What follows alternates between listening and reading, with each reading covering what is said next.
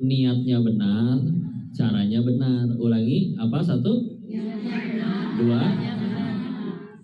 Dan ini mesti dua-duanya, Bu. Nggak boleh salah satunya. Ini kenalin, Bu, bidadari saya. Kenal nggak, Bu? Iya, Teh Yumna. Saya Teh siapa? Teh Kotak. AA-nya Teteh. Enggak. Ngiring sholat ya, Bu. Ini rumahnya siapa? Bu Yanti. Makasih Bu Yanti. Ya. Jadi gitu ya, bedanya ikhlas sama ridho. Dan tadi ikhlas tujuannya untuk supaya diterima oleh Allah. Caranya 2, niatnya benar, caranya benar. Gak boleh niatnya benar tapi caranya salah. Contoh Robin Hood ya. Nyuri nanti dibagiin ke orang-orang yang membutuhkan, nggak bisa. Bayar zakat kan udah lumayan, udah korupsi banyak, ya zakatnya aja digedein, nggak bisa ya. Atau juga misalkan saya pengen tambah takwa ini teh, gimana caranya? Makanya tadi saya sholat subuhnya 6 rakaat, itu nggak boleh ya. Niatnya benar pengen tambah takwa tapi ya ada aturan. Jadi kudu niatnya benar lillahi ta'ala, caranya juga benar, ngikutin yang dicontohin Nabi, nggak bisa semau kita ya, baru bisa keterima. Dan ini tantangannya besar. Dan kita maksiat nih, Bu, malaikat nggak mungkin ketiduran, udah pasti kecatat ya. Jadi kudu taubat. Giliran sekalinya beramal soleh ya, belum tentu keterima. Coba dari lahir sampai sekarang jawab, sholat kita yang mana yang kita yakin itu diterima? Nggak bisa jawab juga ya, repot. Tapi cita-cita ke surga, sholat lupa rakaat wae, kita telat. Nabi Adam alaihissalam diusir dari surga 1 dosanya. Kita pengen ke surga, dosanya 1? Enggak ya. Itu dia tantangannya. Makanya alhamdulillah, kabar baiknya ternyata masuk ke surga itu tidak dari amalan kita. Kalau mau dari amalan yang mana tuh? Tapi justru dari rahmat kasih sayang Allah ya. Makanya karena dari rahmat ada nanti kisah-kisah seperti mohon maaf pelacur memberi minum seekor anjing. Allah udah turunin rahmatnya, ampuni ya. Maka kan pertanyaan selanjutnya, itu buat apa kita ikhtiar, sholat, ibadah, kalau segalanya yang nentuin Allah ya. Dokter buat apa datang ke UGD tengah malam? Kan yang nyembuhin Allah, bukan dokter capek-capek. Bapak buat apa nyari nafkah dari pagi sampai sore? Yang nentuin dapat rezeki Allah. Kita ngapain nawarin ke pelanggan dagangan kita? Yang nentuin orang itu mau beli atau enggak? Allah. Ngapain kita semua itu ya? Agar jadi amal soleh.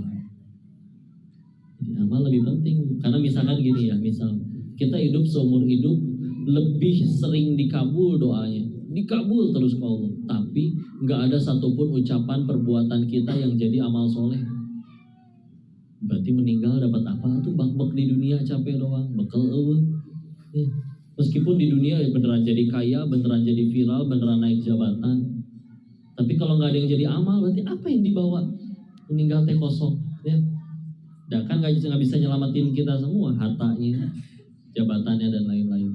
Atau ada orang misalkan yang kedua, seumur hidup lebih sering gak dikabul doanya, tapi setiap kali ngucap, berbuat, bertindak, semuanya jadi amal soleh, jadi pahala yang Allah terima. Meninggal, dia tuh yang paling banyak bekalnya. Padahal di dunia dia yang dicaci, selama masa hidup dia yang dihina, dia yang diremehin. Tapi karena ternyata bukan itu semua, kan jadi amal. Dan kalau udah itu yang dikejar, sok udah enak. Nolongin orang, orangnya malah jahat, nggak apa-apa kan, emang bukan supaya dia suka, biar Allah suka, weh. Dan dia terima kasih atau tidak terima kasih selagi niatnya benar tetap jadi amal. Daripada dia terima kasih tapi Allah nggak terima amalannya, asal rugi ya. So, ibu nolongin orang, ibu suruh pilih sama Allah. Ibu pilih dapat pahala atau pilih Allah bikin orang itu muji ibu? Pilih pahala atau pujian orang? Padahal sejauh ini belum pernah dengar, belum pernah tahu pahala teh kumaha bentuknya. Apa kotak, apa jajar genjang, trapesium, nggak tahu ya. Tapi tadi iman yang jawab, ya Allah aku lebih pilih sesuatu yang ada di sisimu, bukan memilih sesuatu yang hanya makhluk ya. So, satu dunia muji kita sampai jeding itu biwir, gitu ya. Ya jadi apa-apa. Dan gitu kadang suka palsu. Ibu suka nggak dikasih uang 100 juta? Suka, nggak apa-apa ya. Tapi ternyata uangnya palsu, kumaha. Nggak jadi ya. Sadar nggak? Kadang kita juga suka sama yang palsu-palsu. Contoh, ketemu teman udah lama, terus dia berkata, "Ibu, kok setiap hari bertambah muda ya?" Sok jujur Bu, apa ibu pikir ucapan itu asli? Ya. Sok jelasin, tanya ke dokter, dok gimana secara medis manusia tambah muda setiap hari itu gimana dok? Gak mungkin. Tapi kadang percaya kita nyampe di toilet sendirian ngaca, iya juga ya. Insya Allah. Enggak ya. Begitu hati-hati kadang udang di balik bakwan. Dia muji ya kadang nanggung lah. Ibu kenapa awet muda begini? Ibu berapa usianya? Bisa aja aku udah 52 tahu kok. Kok kayak 51,5 ya? Ya lumayan ya. Setengah tahun diskon ya. Alhamdulillah. Dulu pernah ada yang muji ibu ceritanya. Saya habis cukur kumis ya, ketukar M sama S-nya ya. Kok habis cukur kumis, Masya Allah terlihat 4 menit lebih muda. Ya, memberi 4 menit bisa ngomong ya. Insya Allah. Ini Injo apa ya, kalau yang gitunya saya baru aneh. Siapa namanya? Giska. Panggilnya Giska. Setahun ada 10 bulan sing jadi solehahnya, Insya Allah. Alhamdulillah. Jadi tadi gitu ya, ikhlas, ridho. Apalagi misalkan nikmat sama musibah mau dibahas juga ya. Kadang pertanyaannya gini ya, jadi hidup saya teh azab, ujian, apa nikmat, apa musibah ya. Karena kalau kita tidak lurusin makna masing-masingnya, nanti susah. Pantesan kok ada orang yang pesan dia uangnya, gajinya lebih banyak dari saya, kenapa? Lebih stres, lebih depresi. Bisa jadi nggak paham apa yang makna dari azab, ujian, nikmat, dan musibah. Kita mulai dari azab sama ujian dulu ya. Kan biasanya namanya kepahitan, entah itu yang kepahitan secara fisik, ibu jatuh, kepleset, kadumpak, sakit, opname, apapun itu ya.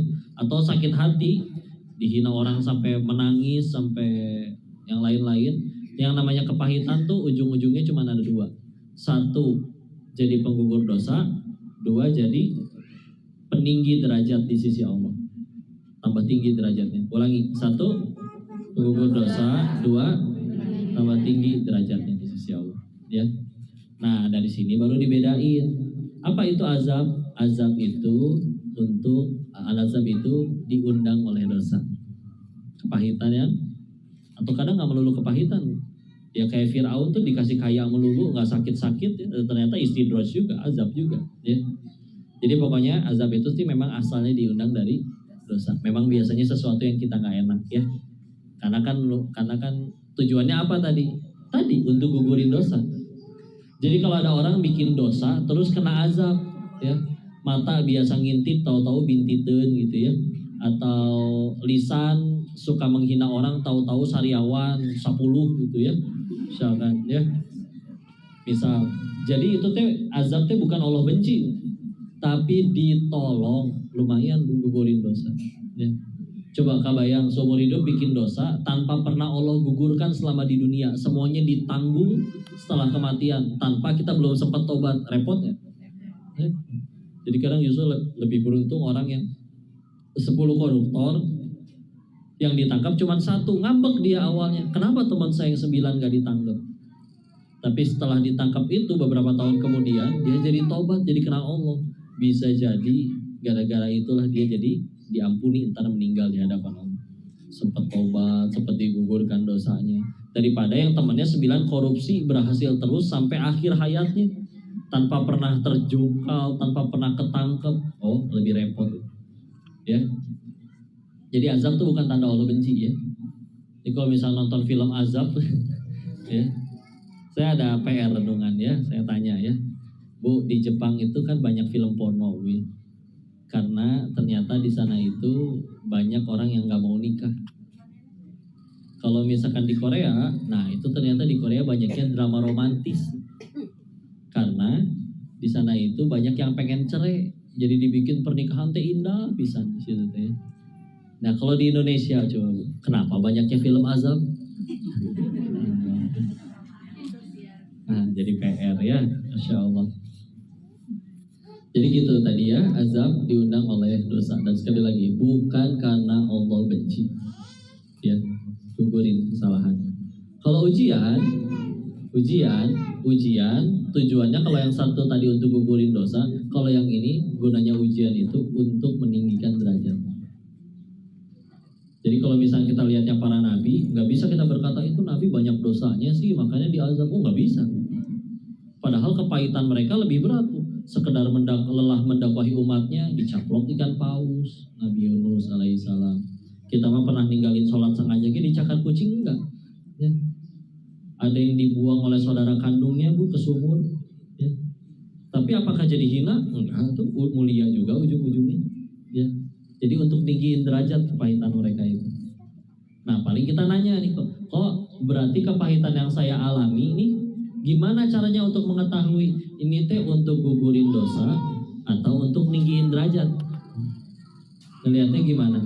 Ngelihatnya salah satu caranya lihat kalau buat gugurin dosa biasanya pahit pisan, perih luar biasa. Ya.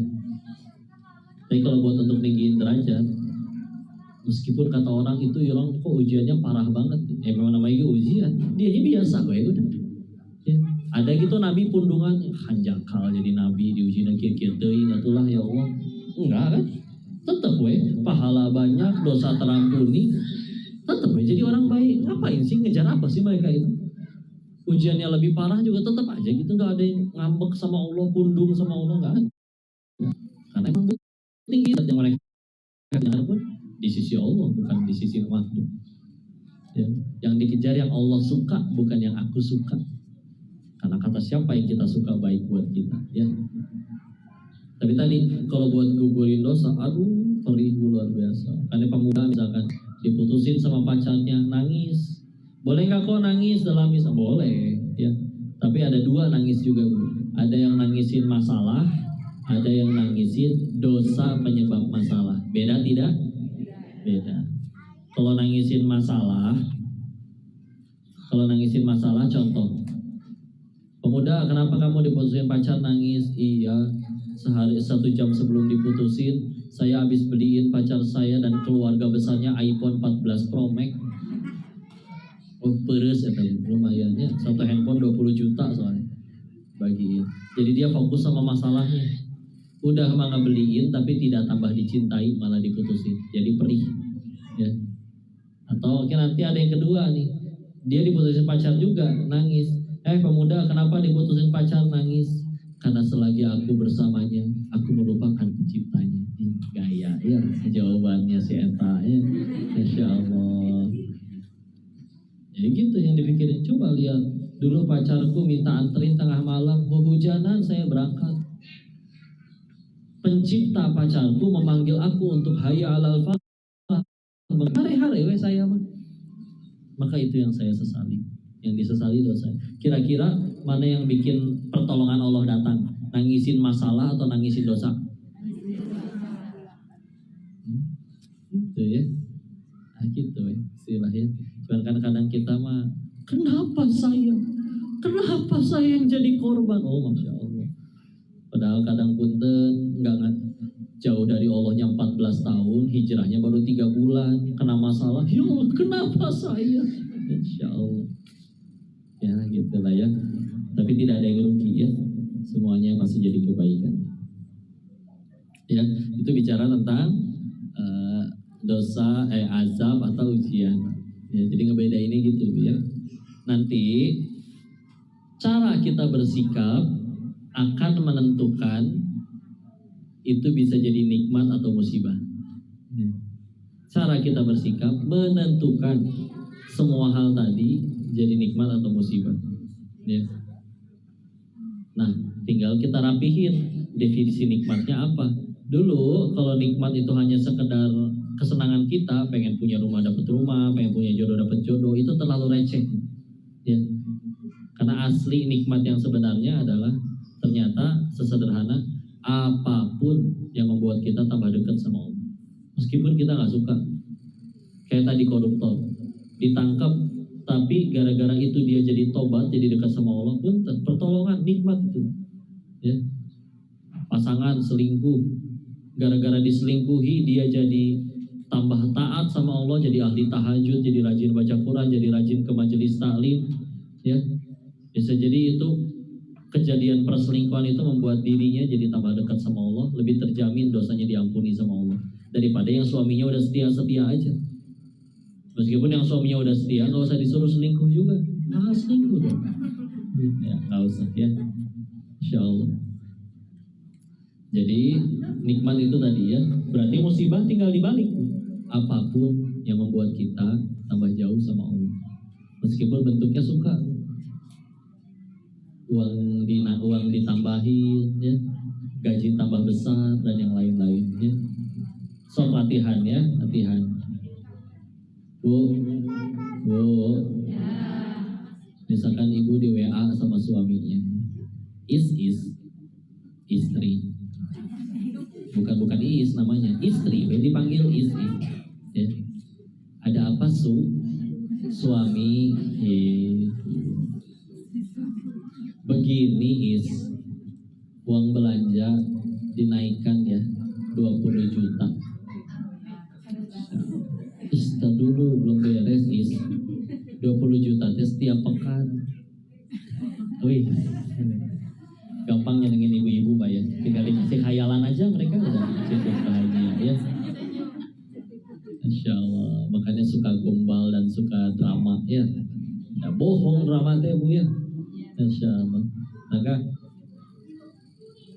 Ibu saya tanya, uang belanja naik 20 juta per minggu, nikmat bukan?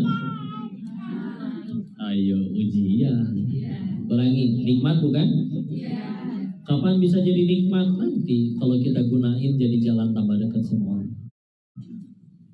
Semenjak uangnya tambah banyak, dia tambah rajin sedekahnya, tambah banyak wakafnya. Coba kalau uangnya tambah banyak tapi dipakai maksiat, masa nikmat? Malah tambah banyak, berarti kan nambah siksaan nanti kalau nggak ditobatin. Punten ya, ada orang pengen maksiat bisa nggak jadi, bukan nggak punya duit. Nanti bisa jadi nggak punya duitnya dia, itu pertolongan dari Allah. Ya.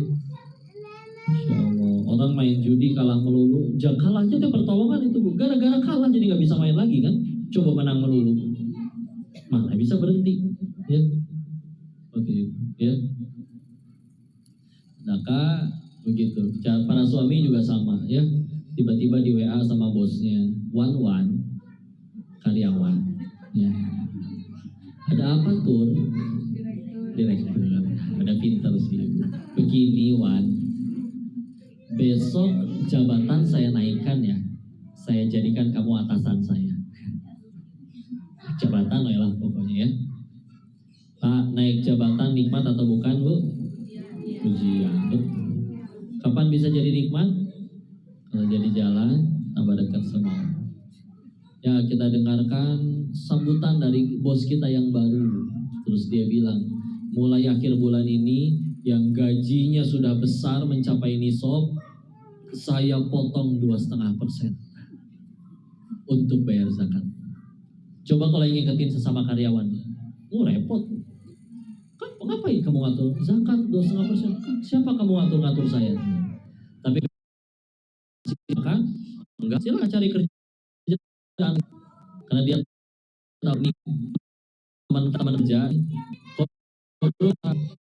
Dia udah cegah, udah nasehatin, udah amal ma'ruf nahi munkar, dia masih korupsi, ibu masih selamat dari dosanya karena udah ngelakuin. Tapi atasan ya, kita jadi atasan, bawahan kita ada yang zolim, dan kita tahu punya cara untuk mencegah dia berbuat zolim, tapi tidak kita lakukan. Demi Allah ikut tanggung jawab sama dosanya. Padahal lagi tidur kita nyaman. Ya, itu dia. Ya, Masya Allah ya. Ini dimaknai. semuanya baru jadi ujian. Tinggal paling nanti kalau ke diri sendiri, ya Allah ada masalah, pasti ada dosa yang belum saya tobati. Kalau ke diri sendiri gitu. Kalau ke orang, ya Allah kok ujian dia berat banget. Oh Allah tuh sayang sama kamu lebih mulia di sisi Allah daripada saya, makanya diuji lebih berat. Ya. Kalau misal jangan dibalik, giliran orang ada masalah, syukurin, dosa wae sih, hakan ta, naudzubillah ya. Naudzubillah ya. Giliran ke diri sendiri, ih ujian lain. Allah senang banget sih angkat derajat aku, dikebes deh Allah teh. Aku tambah mulia deh, so tahu ya. Kalau ke diri mikirnya pasti diundang dosa. Jadi terus memperbaiki diri sampai jadi baik betulan. Karena merasa salah itu soleh dan merasa soleh itu salah. Jangan pahili ya, jangan ketukar. Seperti itu ya. Jadi itu dia antara nikmat dengan musibah, ujian dengan azab. Kalau ininya udah ngerti bismillah. Karena kalau nggak ngerti dia bingung apa sih yang baik buat saya. Perasaan keinginan saya udah dikabul, masih we ngambek wae. Sok jujur, ibu punya keinginan tidak? Banyak. Allah punya keinginan tidak? Punya. Allah ingin kita selamat, Allah ingin kita bahagia. Ya. Sekarang dari lahir sampai sekarang, jawab jujur. Kita lebih banyak mengejar yang Allah suka atau yang kita suka? Terus sejauh ini ngejar yang kita suka terus, kok masih gampang kecewa, sedih, gunung, ngambek? Ya. Harus berapa kali itu apa yang Allah suka, bukan yang kita suka. Bukti kan? Pernah ngelihat yang punya duit masih stres? Yang punya jabatan masih nyuri dari rakyatnya? Yang istrinya udah cantik masih selingkuh? Harusnya kata orang itu bikin bahagia, enggak tuh. Nah, jadi masalah besar bagi mereka. Ya. Stres. Sedangkan ada orang yang lebih mengejar yang Allah suka daripada yang dirinya suka. Tenang, we hidup ngalir, mangga ya Allah mau diapain juga. Dan yang penting emang gak cuma bahagia di dunia doang. Bukan gak boleh bahagia di dunia, bukan berarti harus menderita di dunia. Tapi dia sadar, nah ini mah ujian. Yang paling penting nanti berkumpul di tempat bahagia yang sebenarnya, surganya Allah. Ya, jadi bukan berarti kalau udah ngaji teh hidup teh kudu sedih ya. Baju juga ala kadarnya, compang-camping, nggak boleh jadi orang kaya, nggak kayak gitu ya. Silakan kaya sekaya-kayanya, apalagi kalau kayanya untuk berangkatin orang tua haji, untuk bangun masjid, bagus berkah kekayaannya. Yang nggak boleh itu kayanya dijadiin maksiat ya. Seperti itu. Miskin juga apa berarti miskin lebih selamat? Enggak juga. Miskin tapi malah jadi kufur sama Allah, percuma sholat nonggeng kaya enggak misalkan. Kufur. Ada hadisnya, ada 3 golongan orang nanti di hari akhir ya, di mana di hari tersebut. Tapi ada 3 golongan orang ini yang Allah sudi memandang ke arahnya. Misalkan lagi dipalak di terminal, lewat tetangga yang kita tahu kekar, badan gede, jago berantem, lewat. Tapi pas kita berharapin bantuan dia malah melengos pura-pura gak kenal. Ngerasa hancur atau tidak?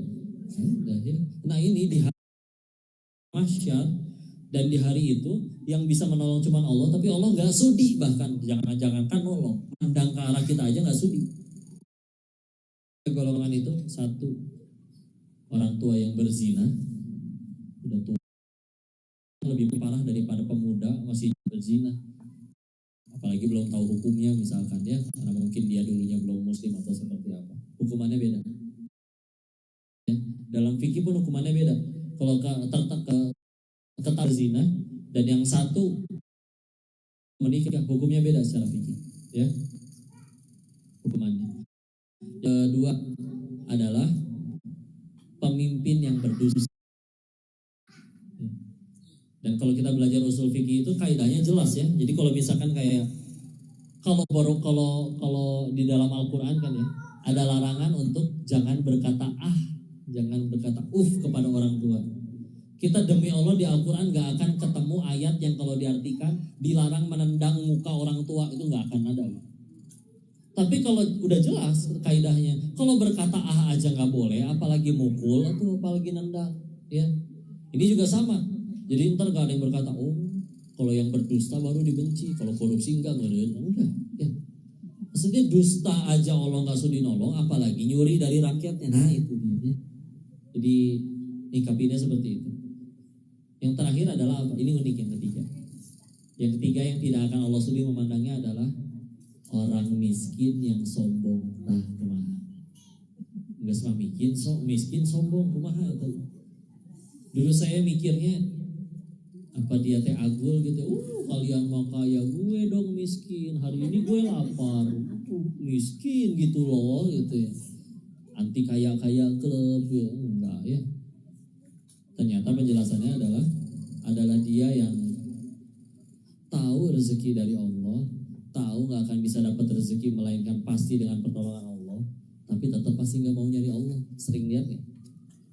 Tahu hidupnya punya masalah, tahu butuh ditolong Allah, tahu kalau ditanya yang bisa ngasih rezeki cuma Allah, tapi tetap nggak mau minta tolong ke Allah, masih nggak mau sholat, masih nggak mau ibadah. Apalagi yang menghalangi orang itu kepada selain kesombongannya. Nah itu Allah nggak sudi. Kayak misalkan kita sendiri kalau misalkan ngelihat orang lagi butuh bantuan, kita pengen nolong, dia sosokan nolong, enggak butuh, sana kamu pergi, saya nggak butuh ditolong kamu. Ini naon sih? Ya udah mah dari tadi tetap bisa, nggak bisa apa-apa, mau ditolong malah gitu di kita yang diusir. Ya udah tuh ya. Alhamdulillah. Ya. Nah itu 3 golongan tadi ya. Masya Allah. Sabar sudah, apalagi yang dibahas ya. Tinggal sabarnya belum ya. Nah kalau sabar mah kita tahu ya nanti cara kita menyikapi. Karena aslinya gini Bu, masalah pasti ada tidak? Ibu udah jadi sesoleha apapun pasti akan tetap ngadepin masalah tidak? Pasti selagi hidup mah Bu. Nabi itu kurang soleh apa Bu? Tetap ya masalahnya malah lebih berat daripada kita. Betul? Iya. Tapi sekali lagi masalah itu tidak bahaya. Yang bahaya itu kalau salah menyikapi masalah. Lagi, masalah itu tidak berbahaya. Yang bahaya itu kalau salah menyikapi masalah. Contoh, pandemi kemarin, masalah tidak salah. Tapi ada kawannya ayah saya sebelum pandemi bangkrut. Memang ada bisnis yang harus ditelan zaman ya. Kayak dulu kamera kan nggak pakai handphone Bu. Ada filmnya tuh ya. Jadi bahasanya kan nanti pengen nyuci foto ya, gitu kan. Sekarang masih ada nggak? Ada, udah punah, udah paling punya koleksi zaman dulu udah. Sekarang kan kameranya udah pada di handphone ya. Jadi punah dimakan oleh zaman. Udah gitu besok udah mau bangkrut, semua dijualin, sisa tinggal 100 juta katanya. Udah gitu besoknya lockdown PSBB, wah nambah masalah. Tapi mindsetnya pikirannya bagus. Fa inna ma'al serius, di balik kesulitan pasti ada kemudahan. Orang tambah sulit hidupnya nggak mungkin nggak punya kebutuhan. Tinggal dia nyediain kebutuhannya. Maka dapat ide dia atas izin Allah, akhirnya dia mendorong semua modalnya dijadiin modal untuk jadi pengusaha masker pertama di Kota Bogor. Nggak nyampe setahun, 100 jutanya udah jadi 800 juta. Ya. Jadi mau milih gimana? Kita pengen milih kalah dengan masalah atau milih bangkit? Ya. Contoh lain. Ada orang tinggal di dalam gang, rumahnya nggak dilewatin angkot, nggak punya motor pula, tapi tiap hari harus berangkat kerja. Masalah nggak? Salah. Ada lagi orang yang lain punya motor tapi nganggur. Masalah nggak? Lalu dipersatukanlah 2 orang bermasalah tadi dalam satu aplikasi, namanya ojek online. Ya, maka kalau yang mendirikan aplikasi ojek online yang minimal untuk dunianya lebih sukses, ya wajar karena beresin masalah orang. Satukan dalam satu aplikasi, asal jangan dipakai chatting yang enggak ya. Ya. Jadi jangan alergi sama. Jadi kebaikan. Ya. Ibu tahu buku Iqra nggak? Ada foto yang ininya tuh kiainya di belakangnya. Ayo siapa namanya? Yang pegang tongkat tuh siapa tuh? Ayo. Hah? As'ad, Kiai Haji As'ad Humam. Ya. Setelah dalam baca kitab itu kita mesti tahu nama penulis kitabnya ya. Apalagi, wah itu luar biasa. Coba di sini siapa yang bisa baca Al-Qurannya gara-gara buku Iqra? Angkat tangan. Ada? Ada? Ada yang anaknya bisa baca Quran karena buku Iqra? Ada? Ada. Ya. Buku Iqra itu cetakan resminya terjual 150 juta kopi. Berarti beliau meskipun udah wafat, tapi baca Al-Quran ngalir semua pahalanya ke beliau. Dan punten, itu baru cetakan resmi, belum yang bacakannya. Meskipun gak izin kepada beliaunya, tetap jadi pahala jariah gak buat beliau? Tetap, ya. Nah, tapi ternyata uniknya beliau itu dari umur 18 tahun, kenapa megang tongkat? Kan dari umur 18 tahun udah lumpuh, harus di kursi roda, gak bisa kemana-mana. Ya. 18 tuh umurnya baru lulus SMA, masih semangatnya main. Ya. Terus beliau mau gimana? Mau nyalahin Allah. Sebagaimana iblis juga ketika diusir dari setan nyalahin Allah. Karena engkau menjadikan aku sesat ya Allah. Ya. Di surat 15 Az-Zumar ayat 39 ya. Enggak mau nyalahin. Dimilih. Meskipun beliau menyadari aku juga bukan ahli tafsir, aku juga bukan ahli hadis, tapi apa yang aku kuasai? Oh, Allah titipin ilmu tentang ilmu huruf hijaiyah ya. Lalu dijadiin buku, Allah yang melanggengkan karyanya. Coba berapa ratus juta orang itu jadi pahala jariah bagi beliau. Ya. Masalah Bu yang didapetin. Tapi kalau tidak ada masalah itu, mungkin beliau nggak bikin kitab itu, nggak bikin buku Iqra. Mungkin ikut teman-temannya main, pacaran, gitu, atau yang lain. Allahu a'lam, nggak ada yang tahu ya. Masya Allah. Tapi gara-gara itu, masya Allah, manfaat masya Allah luar biasa. Itu dia, ya. Jadi cara nyikapinnya, ya. Nggak ada masalah yang bahaya, nggak ada. Yang bahaya tuh kalau kita salah menyikapi masalah. Selagi disikapinya benar, udah. Gimana berarti cara nyikapinnya? Ya udah. Berarti sekarang setiap apapun yang terjadi dalam hidup kita, yang dipikirin bukan masalah aku suka atau tidak, tapi yang dipikirin adalah Allah suka atau tidak. Setiap kali terjadi yang gimana caranya aku tambah dekat sama Allah karena kejadian ini. Ya. Jadi itu aja terus. Karena kalau yang masih dipikirin yang aku suka, kata siapa sih yang kita suka yang paling baik? Kadang kita yang kayak anak-anak kepada Allah. Anak-anak kan sukanya permen, tapi permen bikin sakit gigi. Udah sakit gigi masih minta permen lagi ke ibu. Ibu kasih nggak permennya? Enggak, kan udah sakit gigi. Si anak ngambek, aku mau minggat dari PAUD misalkan ya. Ibu mah pelit, beli gelang emas we bisa, masa permen nggak dikasih? Tetangga ngeliat, ibu kok permen aja nggak dibeliin ke anaknya? Ibu benci ya sama anaknya. Ibu gak ngebeliin karena benci atau karena sayang?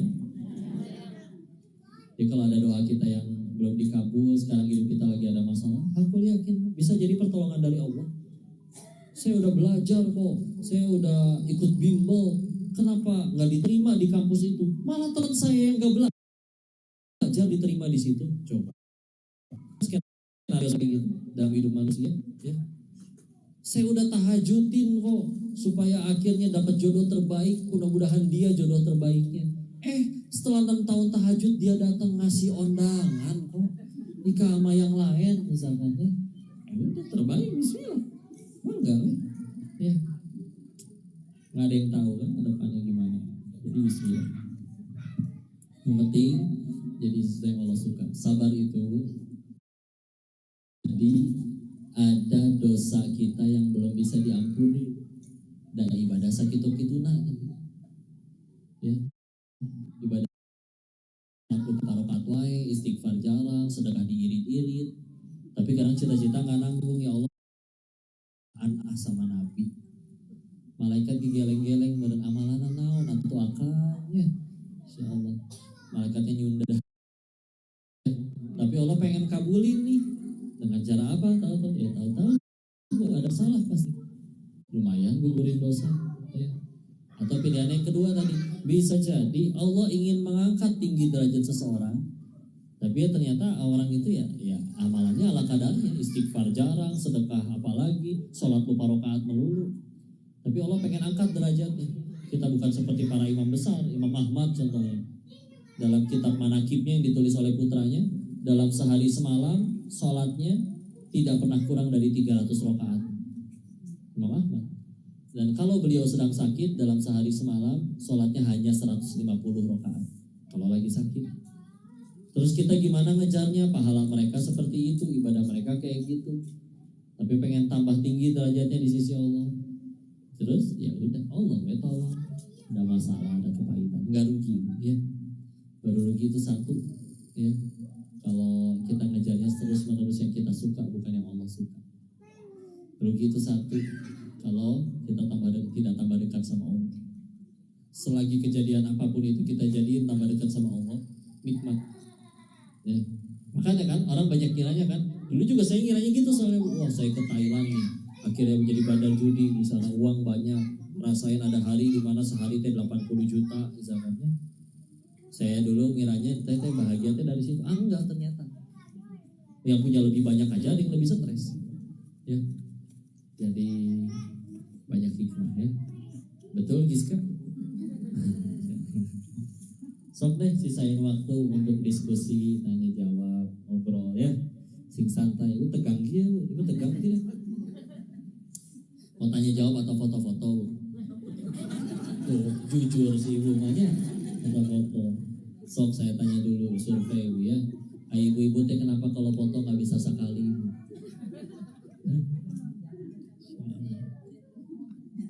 Ibu misalkan foto 10 orang, ya.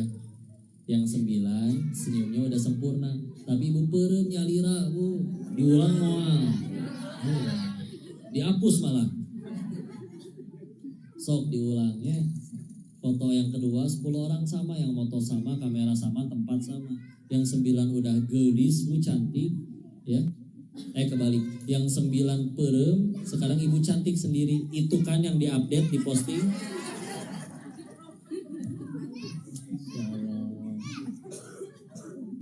Makasih udah jujur, ya. Dan ibu teh misalkan pergi jalan-jalan seharian, nyampe rumah dicek dong galeri, ya. Foto teh ternyata 300 siki, Bu, ya. Kira-kira diposting semua nggak? Nggak, diseleksi dong. Yang mana yang dihapus? Yang ibunya cantik atau yang ibunya jelek? Jelek. Meskipun di foto yang ibunya jelek, yang lain pada cantik loh. Nggak peduli. Oh, gitu. Pantesan berantem wae. Mah kirimin foto yang tadi, udah aku hapus. Memori soalnya. Ya Allah. Ya, alhamdulillah. Ini adalah ras terkuat di muka bumi, ya.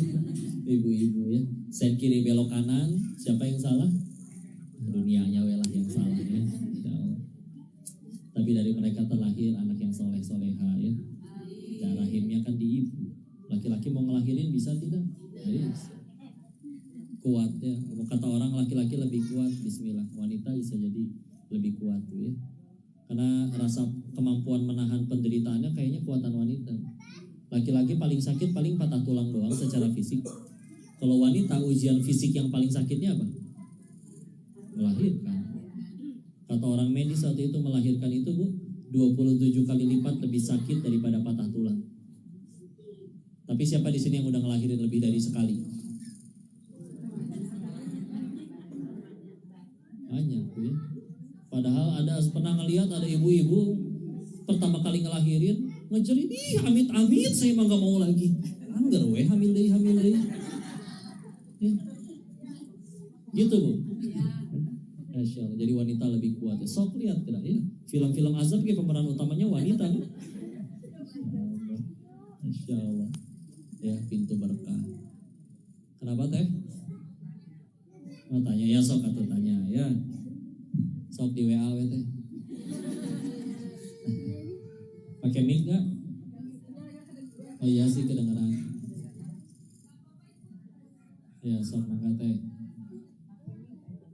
Waalaikumsalam. Saya baca gerakan bibirnya.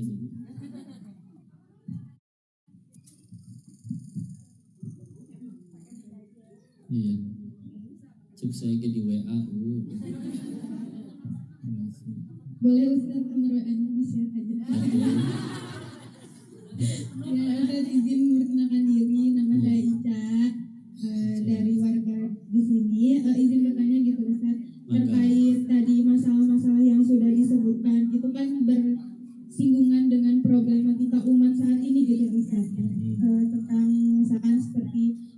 terang-terangan tentang kemaksiatan, pinjol dan lain-lain. Iya. Nah, itu bagaimana dari sisi yang sendiri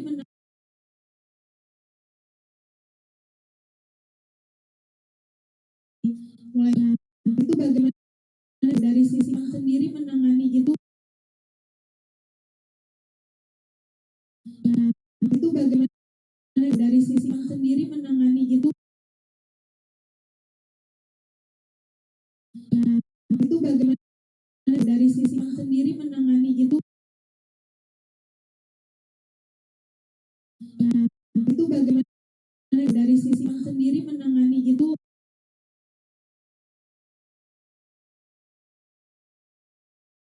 Nah, itu bagaimana dari sisi yang sendiri menangani itu. Islam dalam menyimpi. Bismillahirrahmanirrahim.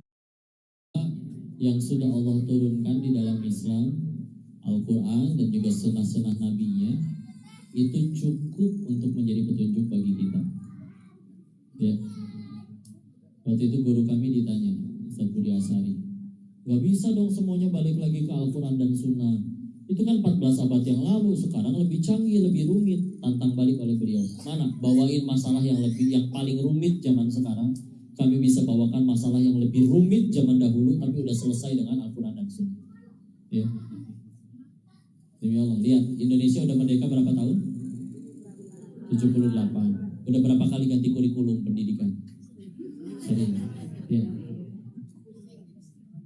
Ya. Kalau Islam punten bisa 14 abad nggak ganti-ganti itu etang ya, Al-Quran dan hadis. Ya. Tinggal kitanya aja yang mau ngikutin, dia yang selamat.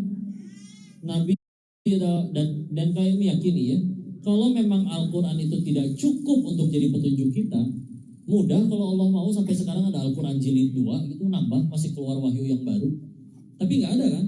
Karena salah satu alasannya yang sudah disampaikan di Al-Quran cukup buat jadi petunjuk untuk kita sampai kiamat nanti. Makanya udah nggak keluar ayat yang baru. Itu yang diyakini. Kenapa Nabi udah wafat? Kalau Allah mau masih bisa dibikin Nabi masih hidup sampai sekarang. Ya. Tapi kenapa telah wafat? Karena juga sama. Hadis-hadis, sunnah-sunnah beliau cukup untuk menjadi petunjuk kita sampai nanti hari kiamat. Nah, kalau misalnya ternyata ada masalah, aku yakin bukan Islamnya yang salah pasti. Kitanya aja yang belum ngikutin tuh, lihat terbukti orang-orang yang mengikuti Islam mau zaman kapanpun, ya lewat 5 abad, ya, ada bahasa Yubi, kenapa wahyu dan nabinya jauh, bilang Nabi wafat Muhammad, ikutin wahyu Allah dan sunnah. Ya. Ya karena punten ya kitanya aja mungkin belum ya. Iya ngikutin kita nggak makan babi mah nggak makan babi. Tapi giliran bicara tentang aduh nih kalau nggak pakai cicilan berbunga ini kapan saya punya motor? Pura-pura amnesia ya. Terus masih yang salah Islam ya gitu. Ya. Nah kalau pengen dibahas dari sudut pandang ekonomi, ayo bisa kita bahas panjang lebar. Ya, bagaimana bahayanya riba itu membuat inflasi, membuat ekonomi malah jadi tambah rujit nantinya gara-gara riba. Ya. Jadi termasuk yang harus kita yakini, kalau Allah udah nyuruh tuh karena pasti baik buat kitanya. Kalau Allah udah nyampe ngelarang karena pasti buruk buat kitanya, bukan Allah pengen sok-sokan ngatur enggak. Ya. Jadi makanya selalu diajakin kembalinya, yulah panduannya tetap ada, belum berubah, tidak terganti. Balik lagi ngikutin petunjuk dari Allah. Bismillah, selamat. Dan dulu teh udah ngabisin waktu bak-bak, udah berusaha. Dulu malah ngiranya dulu teh, karena dulu nggak ada teman seumuran yang lebih kaya dari saya waktu itu teh. Jadi agak sombong, ngerasa bahwa oh saya teh cerdas, saya teh pinter. Tinggal di Thailand juga nggak nyentuh narkoba sama sekali. Karena sadar itu teh bikin bodoh. Saya ngerasa ini uang segini banyak didapat dari kecerdasan. Tapi ternyata masih bisa buntu akal manusia. Kalau emang manusia sehebat itu ya harusnya damai udah. Tapi bak-bak nyari di sini nyari duit dengan cara ini dan beneran dapat uangnya enggak, rungsing, enggak bahagia. Malah enakan sekarang ternyata ngajar yang Allah suka, damai nyaman. Ya. Padahal masalah tetap ada. Ya. Tapi ternyata tadi bukan masalahnya yang bahaya. Kalau salah nyikapin masalah baru jadi istilah. Ya. Nanti sisanya mah tinggal bicara teknis. Oh, masalah tentang ini di Al-Qur'an gini, bahasanya gini, oh berarti cara ngamalinnya gini, dan lengkap itu semuanya. Ya, tapi mesti itu balik lagi ke Allah. Dan kadang kita punten ya yang bikin masalah kita nggak selesai juga, kadang kitanya nggak yakin sama Allah. Tapi saya doa kok, terakhir doanya sok jujur-jujuran. Ketika ada masalah, langsung angkat tangan nyari Allah, berdoa, atau kadang angkat WA, hubungin sana sini dulu, mereka nggak bisa bantu, baru nyari Allah. Kadang gitu ya.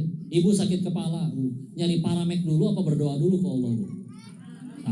Jujur Pak. Padahal yang nyembuhin Allah atau paramek, Bu? Allah. Mau dileg-leg satu kardus ya Bu paramek, Bu.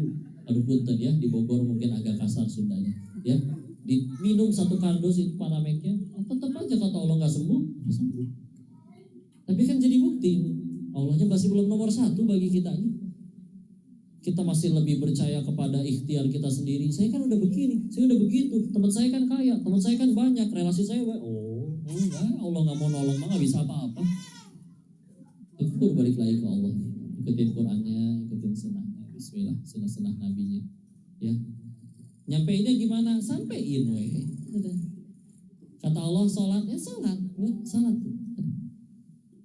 Ini gimana? Mau berkata seindah apapun, Allah gak masukin ke hati yang mendengarnya, gak berubah orangnya.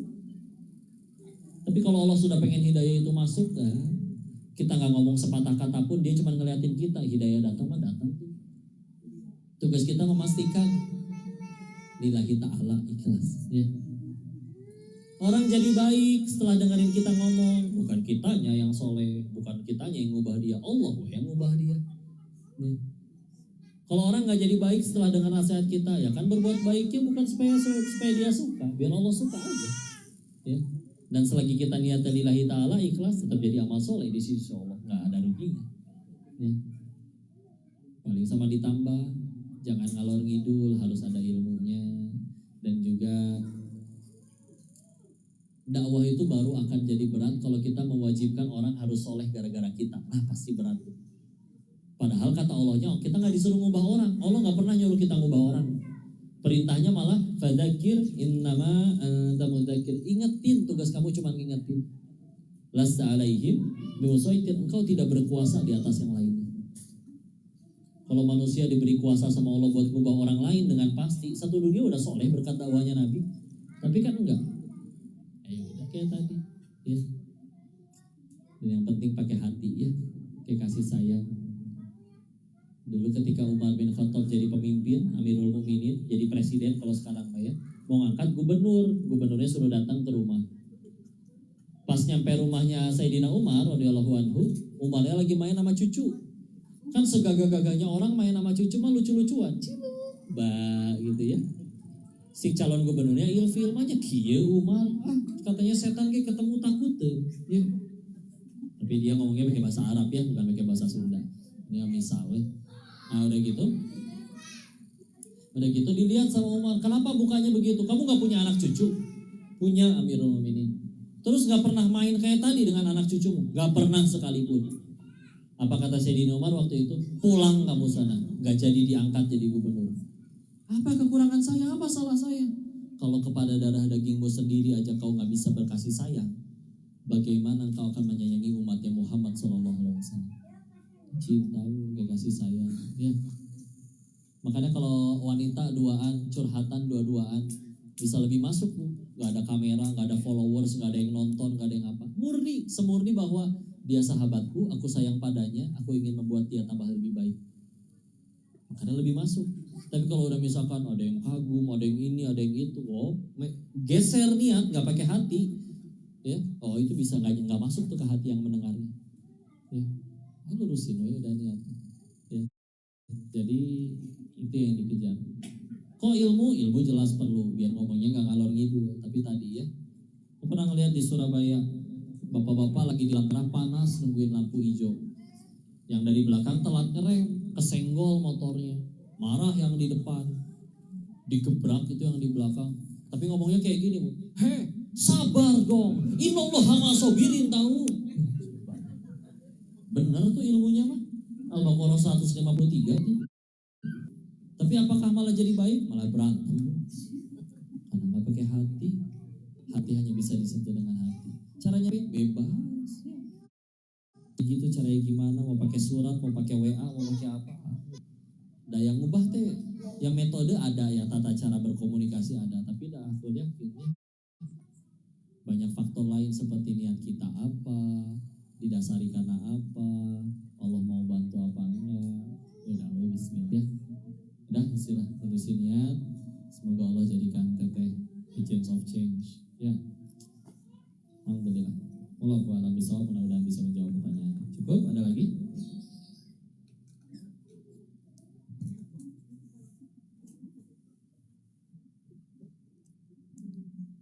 Udah berarti ya, soleha KB di jemaah. Tinggal foto-foto. Gimana? Lanjut berarti? Lanjut karena doa? Atau apa? Oh nanya. Mana tayubannya? Oh gitu tuh. Mana itu? Saya kalau masih ada emang waktunya? Oh iya, sama itu info itu atas izin Allah telah terbit kembali buku Perjalanan Mencari Allah, itu yang di belakang dijual sama adik saya. Itu nyeritain dari awal lah, dari waktu masih lahir di keluarga Tionghoa, sekolah Katolik sampai SMA, begitu nyari duitnya di Thailand jadi bandar judi sampai ke yang sekarang. Mudah-mudahan ada kebaikan yang bisa diambil dari buku tersebut ya, itu insya Allah di belakang.